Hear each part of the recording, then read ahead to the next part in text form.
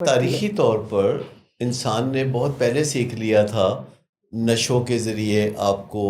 اپنے آپ کو خوش کرنا، اگرچہ اس کو پتہ نہیں تھا کہ اس سے خوشی کیوں ملتی ہے، لیکن اب سائنس نے ڈسکور کر لیا ہے کہ کس طرح ہمارے دماغ میں کچھ ڈوپامین پاتھ ویز ہوتے ہیں، کوئی ریوارڈ سینٹر ہوتا ہے جس کو اپنے اختیار سے جیسے ایک بٹن دبا کے تو اسٹیمولیٹ کیا جا سکتا ہے مصنوعی طور پر،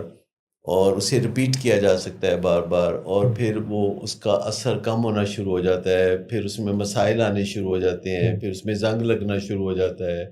اور پھر بندہ ٹوٹلی خوشیوں سے محروم ہو جاتا ہے۔ لوگوں کو پہلے پتہ نہیں ہوتا کہ اتنے مزے سے جس کام کا آغاز ہوا ہے تو اس کا انجام کتنا بھیانک ہوگا۔ تو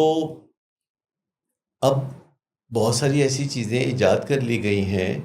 جو نشے کے بغیر بھی انسان کے اندر خوشی کو بار بار پیدا کر سکتی ہیں، جیسے ویڈیو گیمز ہیں، جیسے کہ ٹک ٹاک، یا یہ ریلز ہوتی ہیں جو کہ مزاحیہ یا ہنسانے والی ہوتی ہیں،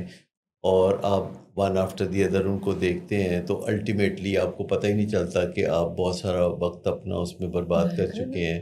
اور آپ کے بہت سارے جو وائٹل فنکشنز ہیں وہ رہ گئے ہیں، وہ آپ نہیں کر سکے۔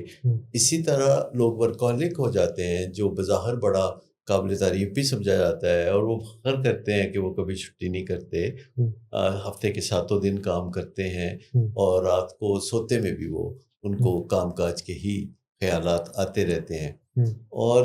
وقتی طور پر اس سے بڑی شان و شوکت بھی بنتی ہے، بہت چکا چوند بھی ہوتی ہے جب مصنوعی طریقوں سے ہم اپنے آپ کو خوش کرتے ہیں، جیسے کہ شادیوں بیاہوں کے موقع پہ آپ دیکھتے ہیں آتش بازی جلائی جاتی ہے، کھانے کھائے جاتے ہیں، بھنگڑے ڈالے جاتے ہیں،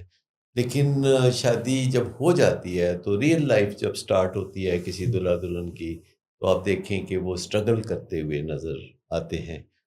لیکن ہمارے پاس اپنے اندر ایک سرچشمہ ہے خوشی کا، جسے تھوڑا تلاش کرنے کی ضرورت ہوتی ہے،